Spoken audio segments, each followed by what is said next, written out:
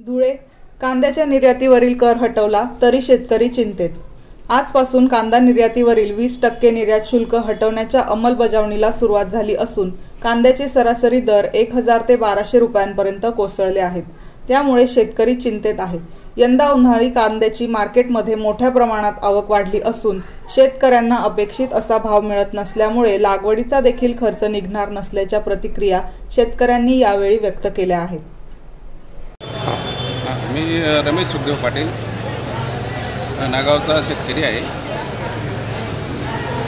एक 15 दिवस महिन्यापूर्वी कांद्याला चांगल्यापैकी भाव होता, म्हणजे 1500 ते 2200-2500 पर्यंत जात होता। शेतकऱ्याला तो परवडत होता।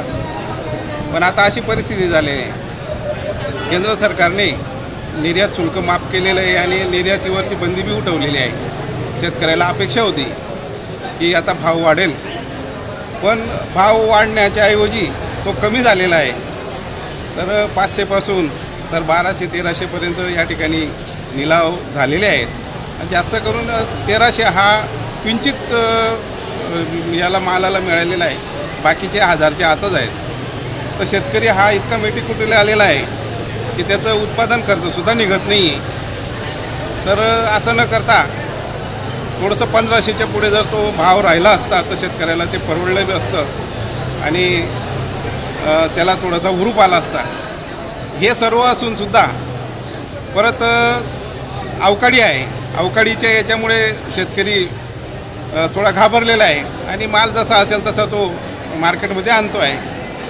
तर अशा परिस्थितीमध्ये थोडंसं शासनाने लक्ष देऊन थोडा भाव जर वाढवला तर चांगलं होईल आणि शेतकऱ्याला बी ते परवडेल, अशा पद्धतीने मी अपेक्षा करतो।